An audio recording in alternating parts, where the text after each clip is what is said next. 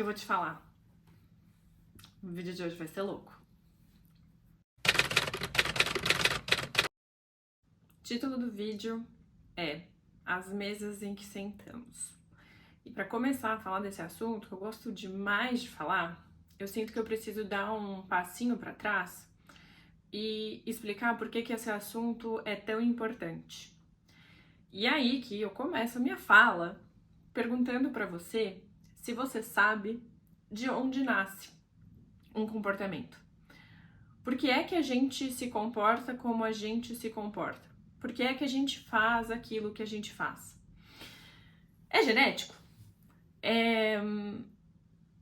Você nasce predestinado a se comportar de uma certa forma, desenvolver certas doenças, fazer certas coisas de certos jeitos. Então, a organização, ela prioritariamente ou principalmente é biológica? Ou é o ambiente que organiza tudo? E aí, a depender do lugar em que você tá, você vai se comportar de um jeito ou de outro. Qual dos dois? Pois bem, nenhum, nem outro. Acredita nisso? Os dois. Os dois. E aí, o que isso quer dizer? Quer dizer que é na interação entre genética e ambiente que os comportamentos são selecionados. Então, e assim, quando eu tô dizendo selecionados, eu tô querendo dizer que, teoricamente, você tem sempre incontáveis possibilidades de ação. Mas qualquer análise mais cuidadosa vai dizer que, na verdade, você tem como opção real mesmo. Tipo, eu poderia fazer isso. Bem menos que isso. Mas assim, isso só acontece porque ao longo da sua história, ao longo da nossa história, as suas possibilidades de comportamento, elas vão sendo definidas. Mas assim, isso é papo para outro dia, é assunto longo. Para hoje, o que a gente sabe, é o que principalmente eu quero falar com vocês hoje, sabe-se que, por exemplo, a qualidade do humor de uma gestante é capaz de organizar, de determinar os estados emocionais do seu filho, as possibilidades emocionais que esse filho no futuro vai ter. Então, se a sua mãe passou por ou teve muitos estressores durante a gestação, deixa eu chegar mais perto porque eu tô ficando louco.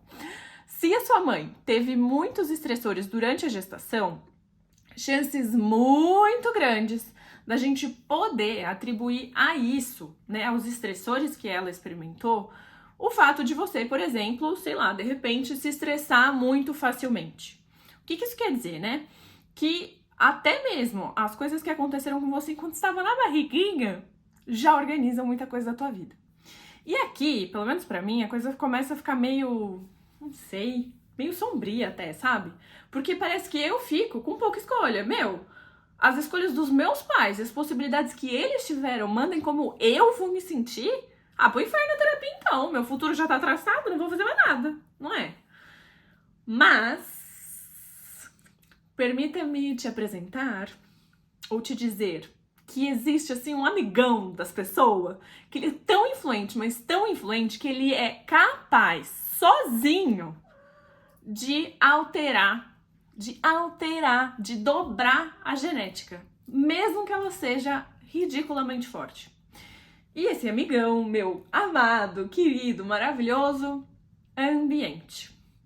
E aí aqui é papo de analista do comportamento, que se você chegou agora, é a minha abordagem dentro da psicologia. Se você não sabe, a psicologia tem incontáveis possibilidades e abordagens teóricas que podem orientar o trabalho de um psicólogo. Eu escolhi, na verdade acho que eu fui escolhida pela análise do comportamento. Então é de acordo com essa teoria, esta abordagem. Até posso fazer um vídeo um dia falando sobre isso. Tô toda animada com os vídeos, né? Você viu? Isso vai ser vídeo, talvez, assunto para outro momento. Mas hoje eu quero conversar com vocês sobre ambiente na perspectiva da análise do comportamento. Vamos lá. É que esse assunto para mim é tão natural que eu juro que para todo mundo é. Então já deixa eu traduzir, deixar assim registrado, marcado em cartório que ambiente é todo o contexto ou todo o conjunto de circunstâncias que envolve uma pessoa, um organismo e influencia o comportamento dessa pessoa. Ou seja, o que é ambiente? Ambiente é tudo aquilo que veio antes do seu comportamento, ou os estímulos antecedentes, também a gente chama eles de discriminativos. Não aguento. Um nomezinho, só soltar um nomezinho aí. São os eventos, esses eventos antecedentes, esses estímulos antecedentes, são os eventos que sinalizam a possibilidade de você, ao fazer uma coisa ou outra, receber punição ou recompensa.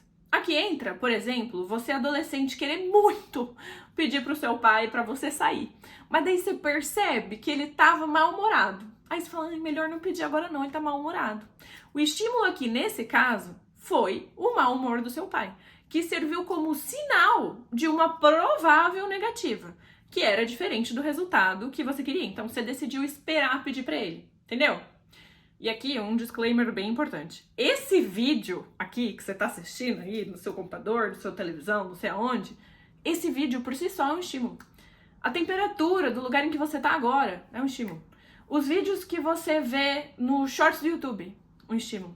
As pessoas que você segue no Instagram, estímulo. A conversa que você teve ontem com sua tia, falando mal de sua avó, adivinha? Estímulo também. E, minha filha, importantíssimo, esses estímulos influenciam a probabilidade de um comportamento ou de outro ocorrer. Deu pra entender? Então, assim, num exemplo mais simples, mais corriqueiro, o sinal verde, por exemplo, de um semáforo, é o estímulo antecedente que leva um motorista ajuizado a pisar no acelerador e colocar o carro em movimento de novo. Mas o sinal amarelo, por sua vez, já vai falar pra ele assim, meu filho, começa a frear, porque, né? E o vermelho já indica que, amigo, para agora, entendeu? Para tudo, tá na hora de parar o carro. Você tá entendendo? Vamos lá, né? E aí eu falei também deixa eu pegar aqui de volta os exemplos, acho que pra ficar mais claro. Eu falei da temperatura do ambiente em que você tá nesse momento ser um estímulo. É um estímulo pra quê? Pra você, por exemplo, ir trocar de roupa porque você tá com calor, ou pegar um casaco porque você tá com frio, ou regular a temperatura do ar-condicionado, ou regular a temperatura, ligar o ventilador, desligar o ventilador. Você entende? Esse tipo de estímulo, qualquer tipo de estímulo, é o que vai organizar, é o que organiza os nossos comportamentos. Então, tem alguma coisa acontecendo no meu entorno e eu vou me comportar em função disso. Porém, ambiente não é só isso. Ambiente é também são as consequências dos comportamentos que a gente tem. Então, o que é isso, né? Tudo aquilo que acontece depois. Depois que você fez alguma coisa, isso também é ambiente. Então, se você fez alguma coisa e ganhou uma recompensa, tem chances muito grandes de você repetir aquele comportamento em algum outro momento. Então, se você foi lá, pegou o casaquinho, né? Tava frio, pegou o casaquinho e aquilo te esquentou, chances grandes de no futuro você repetir aquilo. Agora, se você faz alguma coisa e ganha uma consequência negativa, então a chance de você se comportar daquela forma no futuro diminui. Então, se por exemplo você foi lá, pegou um casaco, mas não foi suficiente para aquela temperatura, aí você teve que levantar de novo, pegar uma calça, pegar uma coberta, ou ter que fazer ainda alguma coisa mais drástica, tipo mexer no ar-condicionado, ver se tá tudo certo com o aquecedor, entende? Até, inclusive, acho que é bom retomar aqui, né? Você teve que pedir alguma coisa pro seu pai, lembra do pai quando você era adolescente, que você queria pedir, que eu falei agora há pouco, e você acabou não pedindo porque ele tava bravo? Você teve que pedir alguma coisa pro seu pai em algum momento do seu passado pra você entender que pedir alguma coisa pra ele naquele estado de humor ali não ia funcionar. Mas você precisou passar por aquela aprendizagem primeiro pra saber que, se ele tá bravo, melhor não pedir nada, né? Isso aí vai dar ruim e eu quero que dê bom, então não vou pedir. Você tá me acompanhando? E ambiente não é só isso. Então, ambiente não é só estímulo antecedente, estímulo não é só a consequência do comportamento. O estímulo é também toda a história do indivíduo. Toda a história do indivíduo? Toda a história do indivíduo. E aqui, que na minha percepção, mora a beleza, a força de um trabalho de um bom psicólogo ou de um bom analista do comportamento. Para mim, a beleza tá na capacidade que um bom terapeuta vai ter de entender o que no passado da pessoa fez com que ela se comportasse de uma forma ou de outra. E é essa, pra mim, a função de um bom terapeuta, sabe? E é isso que espero, se você estiver fazendo terapia, é algo que você esteja encontrando dentro da tua relação, dentro do teu tratamento. E por que que isso é tão importante? Porque uma vez que você sabe o que aconteceu, que te levou a se comportar de certa forma, você pode selecionar variáveis diferentes, se inserir em contextos diferentes. Sabe os estímulos antecedentes? Você pode escolher estímulos antecedentes diferentes. Pra quê? Pra você ter resultado diferente, minha filha. Não é maravilhoso? E assim, né? Talvez esse vídeo esteja ficando um pouco nerd demais. Mas acontece que o quê? Eu me empolgo demais com esse assunto. Eu tô até eufórica, né? Mas enfim, voltando, né, pro nosso tema central ali, das mesas em que sentamos. Em resumo, o que você precisa saber de tudo isso aqui que eu falei é o seguinte: o ambiente, ele abrange todos os elementos que afetam o comportamento de um indivíduo. E aí são eles: os estímulos antecedentes, o que acontece antes, os presentes naquele momento ali, o comportamento em si e as consequências que vierem depois do comportamento. E aí a tarefa de um analista do comportamento é entender como as interações entre estes elementos todos moldam e modificam o comportamento do cliente ou da pessoa ali cujo comportamento está sendo analisado. E assim, entender por quê. Porque uma vez que você entende, você também ganha a compreensão do que pode ser feito para modificar, ou o que você pode fazer para modificar no futuro, que variáveis você pode modificar para que no futuro aquela pessoinha que está diante de você viva a melhor vida, que às vezes a pessoa nem sabe que é possível. Então, uma vez você entende, né, quais são esses elementos que estão moldando o comportamento da pessoa que está diante de mim, e aí depois você vai se preocupar em modificar esses elementos para que o que a pessoa experimenta na realidade dela seja qualquer coisa mais parecida com saúde, mais parecida com os objetivos que aquela pessoa tem. Tô fazendo sentido? Você tá conseguindo me acompanhar, assim? É que às vezes eu fico tão eufórica aqui. Enfim. Pois bem. Cientistas sabem que o ambiente é tão potente, mas tão forte, gente, e por isso que eu quis falar tanto sobre isso, que ele é capaz de modular até a tua expressão genética. Ou seja, a depender do ambiente em que você tá hoje, alguns genes vão ser silenciados ou eles vão ter a sua expressão aumentada. Na prática, isso quer dizer que, a depender dos ambientes em que você se coloca, a sua genética pode ser alterada. E assim, ó, toda vez que eu penso nisso, meu cérebro faz o quê? Meu cérebro trava. Porque assim, pensa um segundinho aqui comigo, e aí eu acho que eu já vou me acalmando. Você entende a importância disso? Você entende realmente a importância disso? Cara, o ambiente, que é tudo aquilo que eu falei antes, ele não apenas tá ali moldando o teu comportamento, né? Isso já seria suficiente para que você tomasse um cuidado tremendo com onde você se coloca. Mas, cara, ele mudar a expressão dos teus genes. Pô, os genes, eles vêm dados, entendeu? Você não escolhe os seus genes, você tem eles. Aí se entende que o cuidado que você precisa ter com o que você consome precisa ser gigantesco. Cara, as pessoas com quem você fala, os assuntos sobre os quais você conversa, os vídeos que você assiste, os livros que você lê, tudo isso molda você. E aí eu te pergunto, quanto cuidado você tem com o que você assiste? Quem que você segue no Instagram? Quem são essas pessoas, assim? Que sensações você tem ao ver o que essas pessoas compartilham? O que você aprende com elas? Essas pessoas, elas te fazem melhor ou elas te deixam desconfortável? Sobre o que você fala com seus amigos quando você tá ali numa rodinha? Você fica falando sobre a vida dos outros? Por quê? A propósito, né? Em tempo, quem são seus amigos? Como que eles fazem com que você se sinta? Em relação a si mesmo, em relação ao seu futuro, em relação aos seus planos, em relação ao seu presente. O que esses amigos acrescentam na sua vida? Quais são as possibilidades que você tem ao se relacionar com essas pessoas? As notícias que você assiste, cara. As tragédias que você fica ali assíduo e nervosamente acompanhando.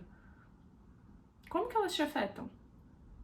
Como que você se sente depois de passar um dia inteiro brigando com as pessoas no Instagram? Não é muito legal, né? E aí você entende que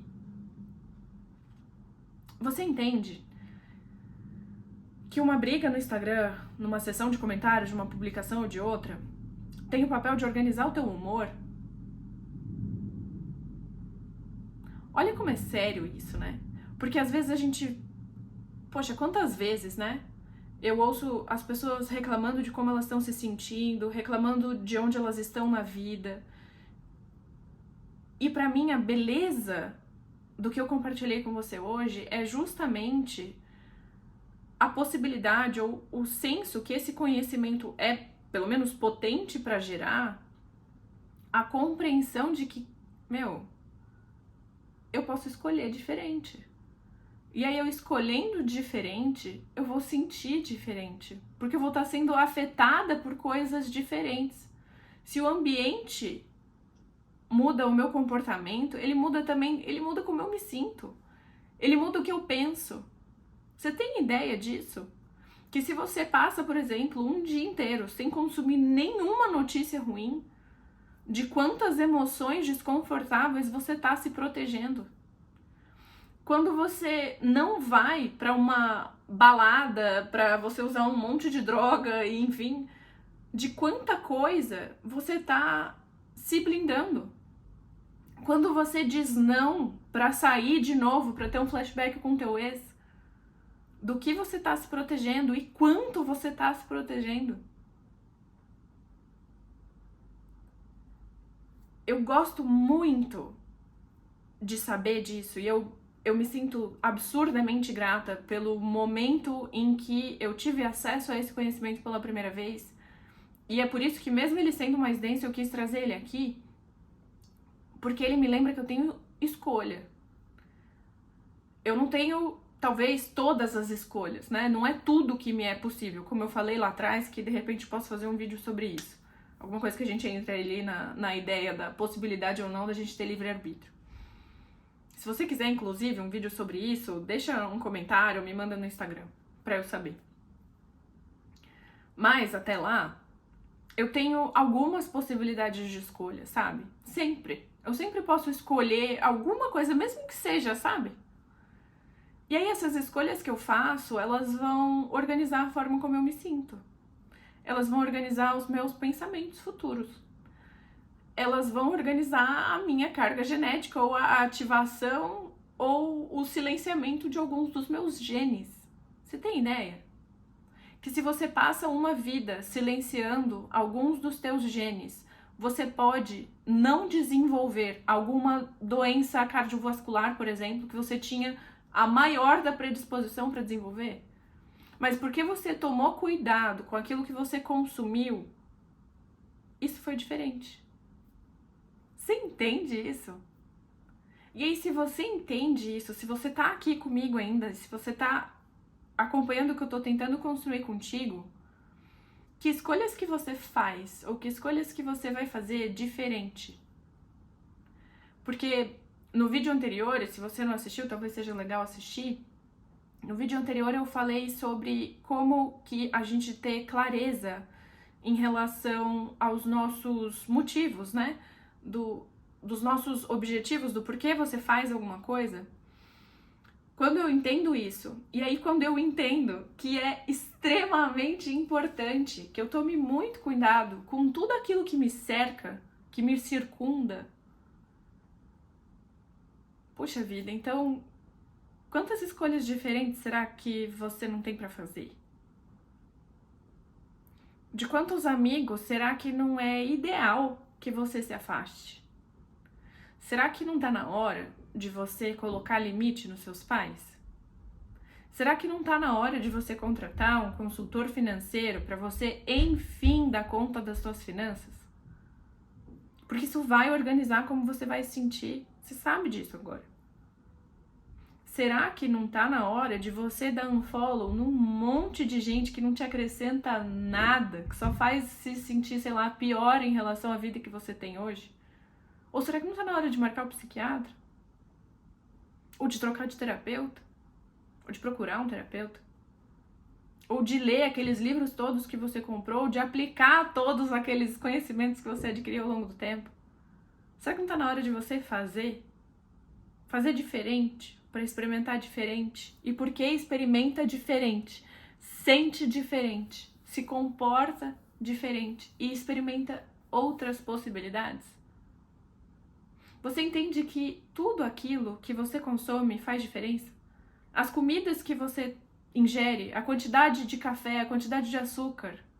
Cara, se você é maleável a ponto de ter sua genética alterada por estímulos diferentes, então me parece que você precisa ser mais cuidadosa com as mãos sob as quais você se coloca para ser moldado. O que você acha disso? Que tal tentar fazer escolhas mais conscientes daqui para frente? Me parece ser a melhor das ideias. Bom, é isso que eu tinha para compartilhar. Até o próximo vídeo.